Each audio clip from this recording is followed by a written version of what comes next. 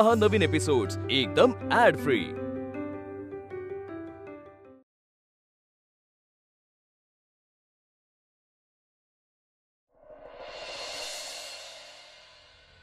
तुझं गावाकडचं घर आता ते तुझं राहिलेलं नाहीये, आता ते माझ्या मालकीचं झालंय।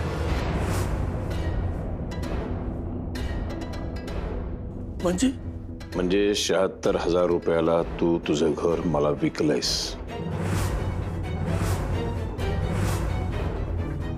पेपरवरती अंगठा आहे तुझा। कांता मावं बोलणं मोठं होऊ द्या, साठ लोट कसं बघा।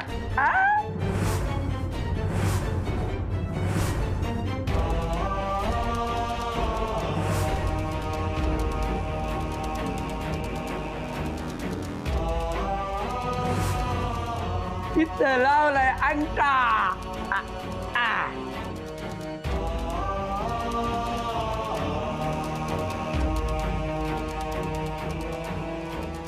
बरे दादा, तुमच्या नावावर झालेलं ते घर ते जाळायला भैरू माणसं घेऊन तयार आहे बरं का।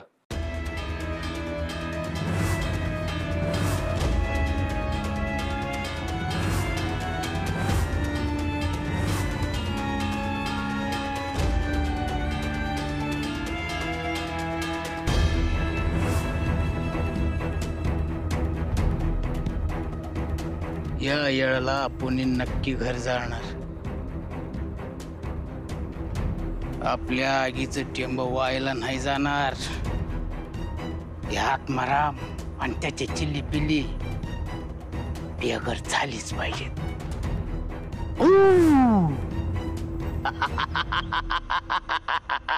मुक्ता डोळे उघड ना। हे बघ, दुसरा काही सरप्राईज नाहीये।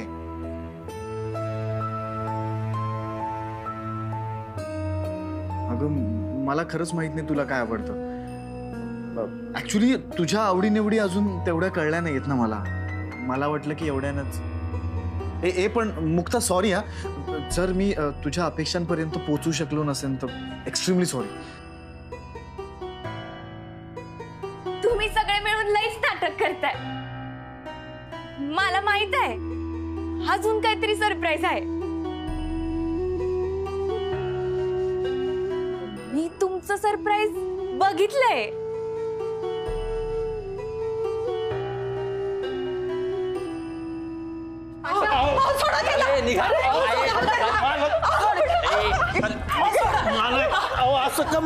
प्रश्न विचारायचे नाही। छोटा मेंदू निघा ना बाहेर। तरी भेटूया। आत्माराम, तुझ्या पोरीनं चूक केली। आमच्या घरची सून होण्याची स्वप्न पाहिली।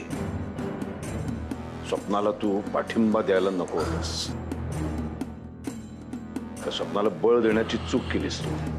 वेळीच कान उपटले असतेस तर हा दिवस आला नसता। आणखीन एक गोष्ट, या घरची सून काय मोलकरीण होण्याची सुद्धा लायकी नाहीये तिची। ज्या घराने तुला भाकर दिली, ज्या घराने तुला पैसा दिला, काम दिलं, त्यांच्यावरतीच उलटलास तू। नाही मालक, नाही। उचल ती संबळ आणि वाजव। संबळ संबळ कमून मालक। ए आत्माराम, प्रश्न विचारायचे नाही तर दादाने सांगितलंय ना, मग वाजवायचं। जी चूक केलीस त्याचं प्रायश्चित्त घ्यायला सुरुवात कर।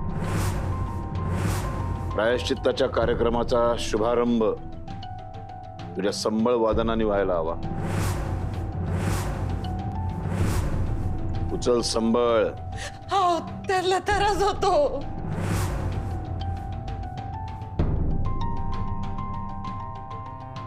मालक, काय चुकलं माकलं असेल तर माफ करा। पाया मालक, पायाला हात लावू नको। संबळ उचल आणि वाजवायला सुरुवात कर।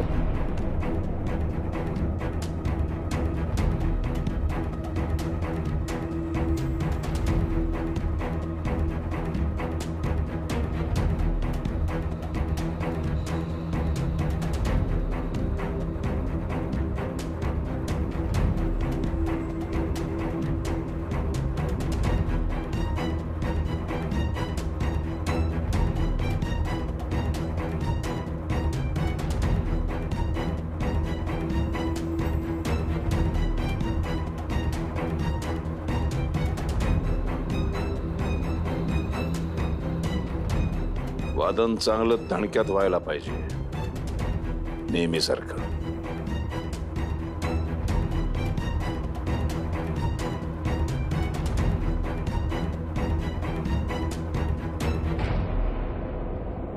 मला आता राहवतच नाहीये. बर मीच सांगते. मी आई, अण्णा, भक्ती, गजा या सगळ्यांना येताना बघितलंय. भावा, खरा आनंद कशात आहे हे तुम्हाला बरोबर समजतं.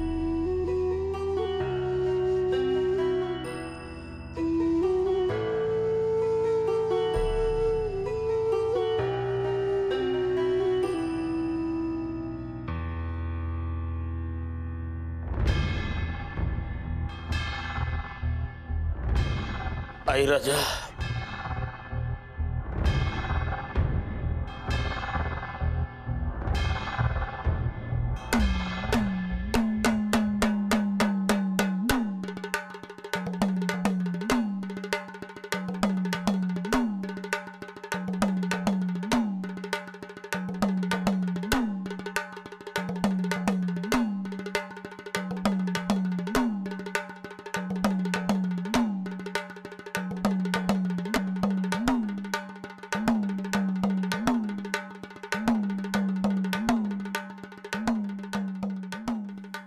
का संबळ वाजवते आता?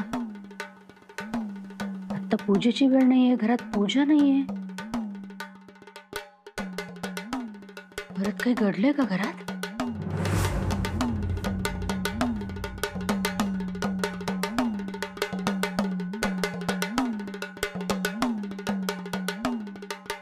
मुक्ता तर इथे आहे. मग संबळ अण्णा,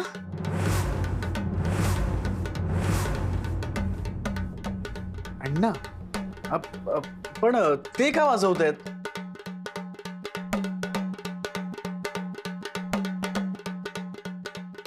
पुंगी वाजायला लागली की नागिन आपोआप बेळाच्या बाहेर येते की नाही बघ.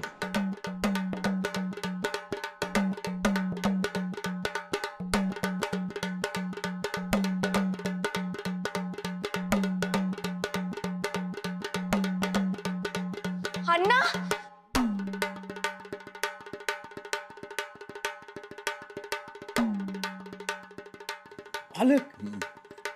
आली.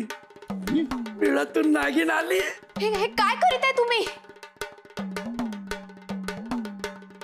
अण्णा, तुम्ही संबळ का वाजवताय?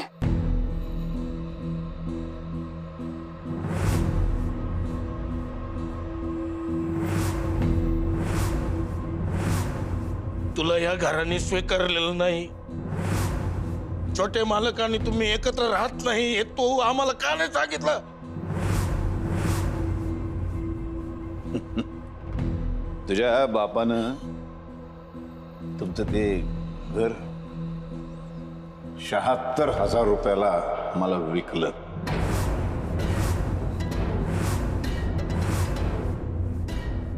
काय?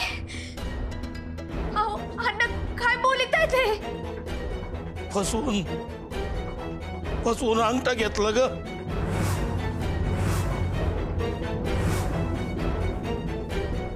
आता त्या माझ्या घराला तो आमचा भैरू आग लावणार आहे.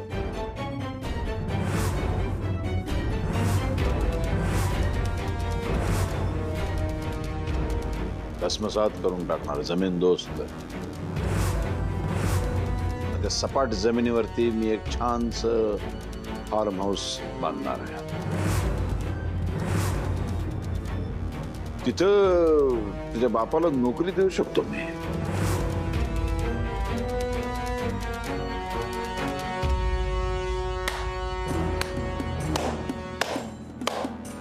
वाह रावसाहेब, वाह. म्हणजे आज तुम्ही नीचपणाच्या सगळ्या लेवलच पार केल्या. हा,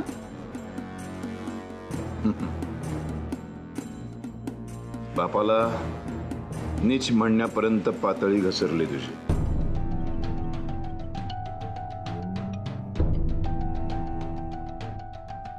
आता नीचपणा नेमका कसा असतो हे दाखवणं हे माझं कर्तव्य आहे.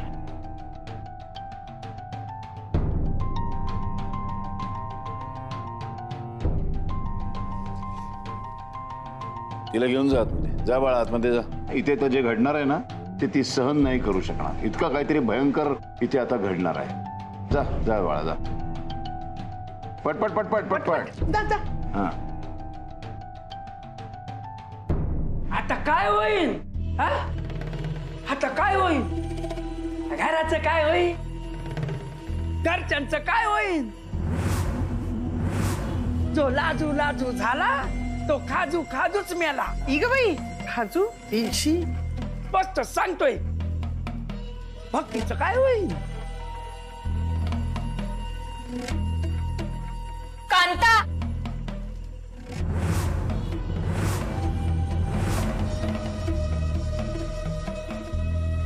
नवरात्र संपल्यानंतर स्वतःचे पैसे मिळावेत म्हणून तू मला एक धमकी दिली होतीस. जोपर्यंत पैसे मिळणार नाहीत तोपर्यंत इथंच उभं राहून रात्रभर मी संबळ वाजवत राहीन. आठवलं का?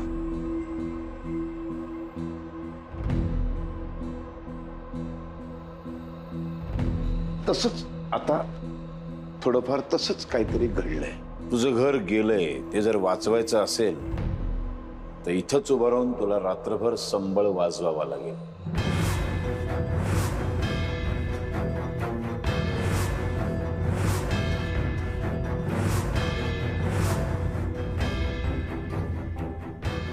जर का मध्येच थांबलीस, इकडे संबळ थांबला तिकडे तुझं घर जळालं म्हणून समज.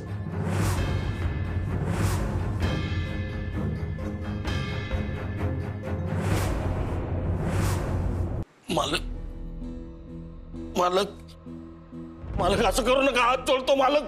माझं घर जाळू नका. ठीक आहे, तुमचं घर नाही जाळं, पण जे आता माझं झालंय ते माझं घर जाळतो मी.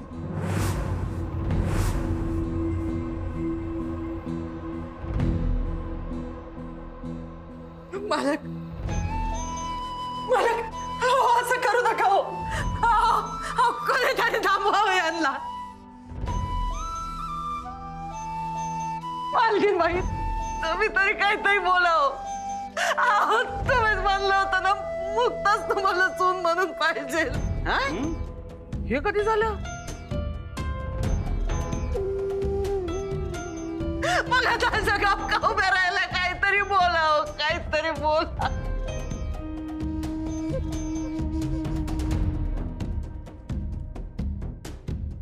रावसाहेब नगरकर, मला ना लाज वाटते की मी तुमच्या पोटी जन्म घेतलाय.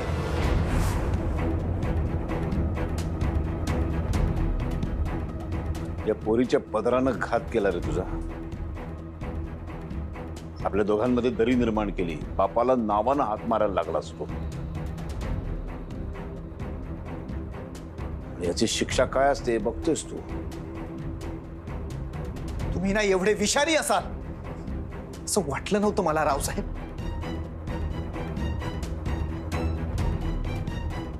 कुणी मला विचारलं ना की 1000 विंचू आणि तुझा बाप यांच्यापैकी तुला कोणाबरोबर राहायला आवडेल सारंग, मी बिनधास्त बोलेन की मला विंचवा सोबत राहायला आवडेल पण बापासोबत नाही.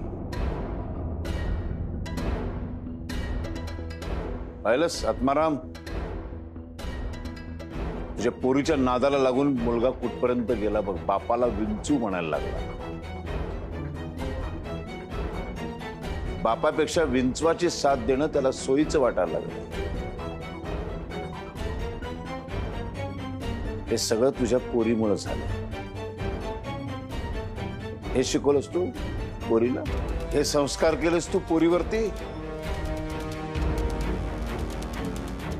तुझी पोरगी मला सांगते पैज लावते पैज. जर का मी हरलो तर मी संबळ वाजवायची. हे संस्कार केलेस तू तिच्यावरती.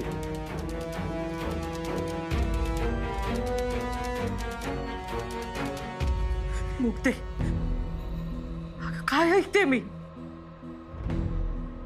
काय वागू राहिलीस तू? आई अगं तुला काही माहित नाहीये. काही बोलू नकोस. माफी माग त्यांची. माफी मागून काही होणार नाही. ती वेळ केव्हाच गेली. आता फक्त संघर्ष.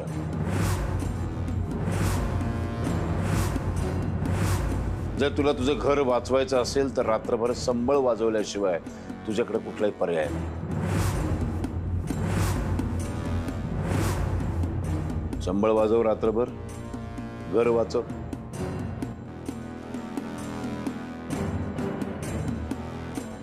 मध्येच जर संबळ थांबला तर घर जळलं म्हणून समज. बघ, ठरव.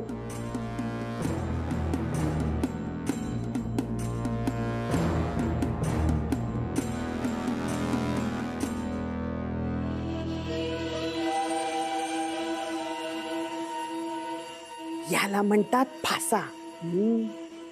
उगाच नाही रावदादांसमोर राजकारणात लोक माघार घेत.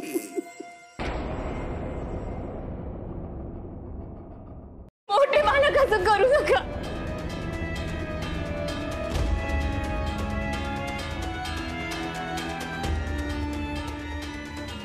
सांगितलं ना, माफी मागायची वेळ गेली म्हणून.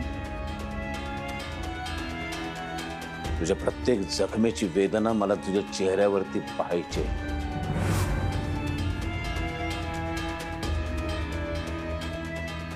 अपमान काय असतो हे बघायचं असेल तर बापाच्या थोबाडाकडे बघ.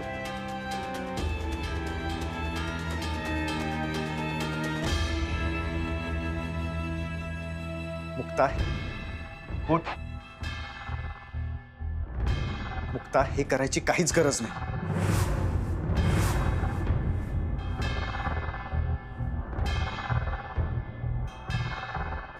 संबळ तर वाजवायचंय. लहानपणापासून तरसायचे वाजवायला. आईला राग यायचा म्हणून चोरून वाजवायचे. समाजविरोध करायचा हात बांधलेले असायचे तेव्हा कितीतरी दिस त्याकडे फक्त बघत राहायचे. कधी हप्त्यातून एखाद्या वेळेस, कधी महिन्यातून एखादा मिनिटच वाजवायला भेटायचा. लय धडपड व्हायची, पण आज रात्रभर वाजवायला भेटतोय.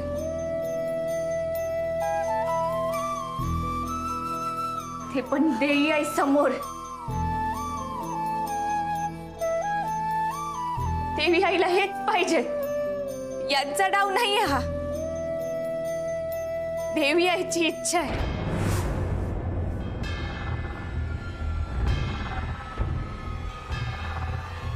म्हणून मी वाजवणार, रात्रभर संबळ वाजवणार.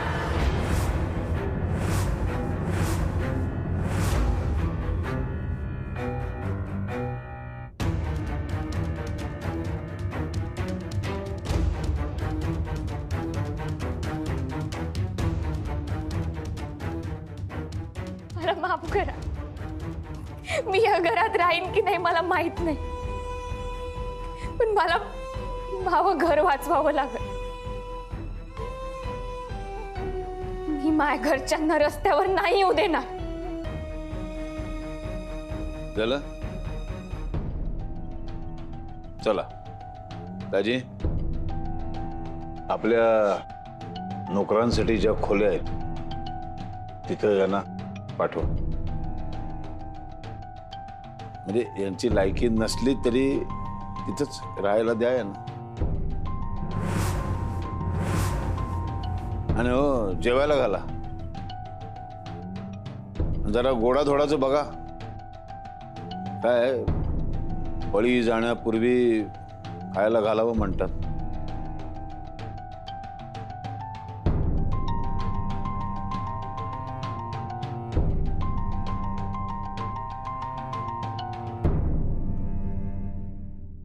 रावसाहेब थांबा.